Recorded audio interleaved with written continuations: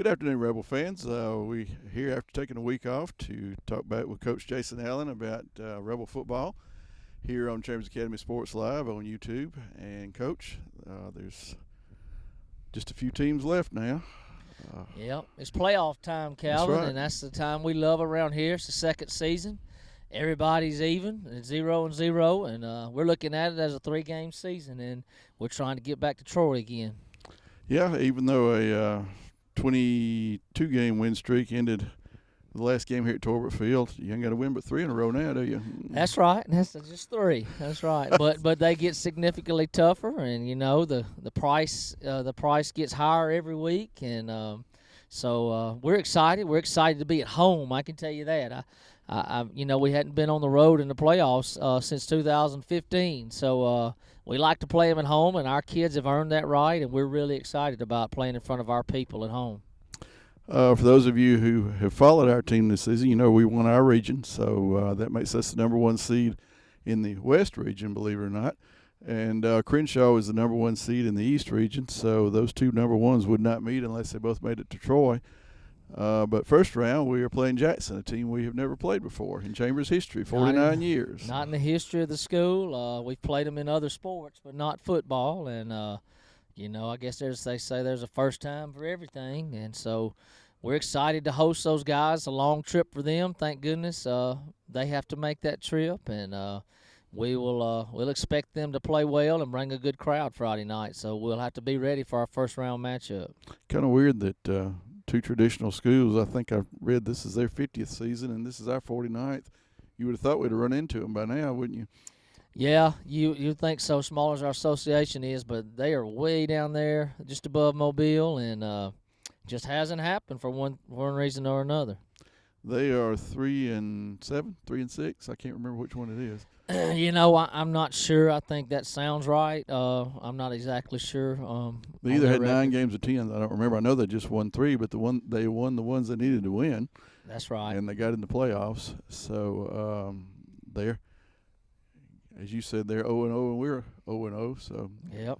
What do you know about them so far? What we need to watch for? They're a spread type team.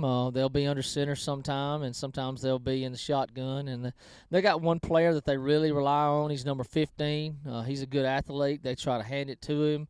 They try to throw it to him. They snap it to him any way they can to get the ball in his hands. And he's really an impact player, so we're going to have to focus on him and making sure we get him stopped. And then defensively, they get after it and run to the ball really well. So we're going to have to play well on both sides and in the special teams to advance to the second round.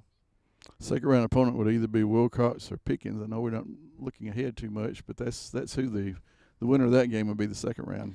Yeah. And you'd have to think that Wilcox would be the overwhelming favorite to win that game. Could match up a lot if we advance. Could match up just identical to last year when we play Wilcox in the semifinals here at home. Yeah, we played Wilcox, and I think Crenshaw played Southern. Yep. And that's kind of the way that bracket would look to settle out. So, yep. And hey, we wouldn't mind a replay of last year, would we? No, we'll take it. We'll take it.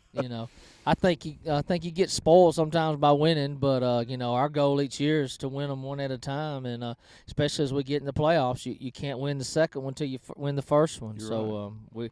We're going to take that approach, the same approach that we have taken the last 4 years, and we've been able to get there 4 years in a row. We've been pretty successful with that approach, so we're not going to get away from it. Yeah, if it ain't broke, don't fix it. That's right.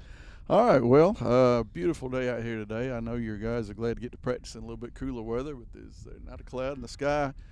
Got a cold front coming through on Friday. This might be a little bit chilly on Friday night, but that's what football's all about. It's hitting them where it hurts in that cold weather. Yeah, I'm not a big fan of the cold weather, but we've had such extreme summer this past year that I know a lot of people probably don't object to it. And once the kids get running around, they don't get cold at all. It's older people that our blood's a little thinner that get a little cold, and these guys are having to stand still. But it's still, I saw where the rain's going to come in Thursday, but it should be gone by Friday morning.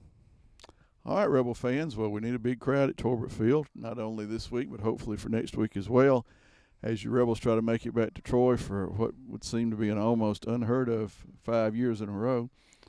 That's testament to our program and our coaching staff and our kids. And it's just been a great run. We're not ready for it to end, Coach, and I know you're not ready for it to end either. No, and I tell you, our kids are eager to get back on the field and get a win because they really, even though you lose to a powerhouse 3A team in Bessemer, it still leaves a bad taste in your mouth after a loss, and we haven't experienced very many of those. And it may be a good thing for our guys, but at the same time, it bothers you. You'd like to go in and get back out on the field and get back to winning. So our guys will be eager to hopefully play well Friday night and get us a W and get that bad feeling out of our mouth, our bad taste out of our mouth. Hey, even though you didn't play last week, you had practice. You feel like the guys responded well in practice to the loss? I did. We used most of the week to heal up. We've been beat up a little bit, so we tried to be wise about that. And some of our guys have gotten well, and still not 100%, but maybe a few guys that we still not play this Friday. But we're getting closer, that's for sure. Good. Well, we're glad to hear that. All right, Rebel fans, you see the challenge and heard the challenge before us, so we need to start out with a win on Friday night. We'll see you at Torbert Field, 7 p.m. as we host the Jackson Eagles. Is that right, Jackson Eagles? I think that's right. So be a whole flock of Eagles flying in to meet a squadron of Rebels. We'll see how that one turns out. Yep. And, Coach, you always sign off with the traditional saying. So what do you say? Just remember, it's great to play for the C and the A. Thank you. See you Friday night.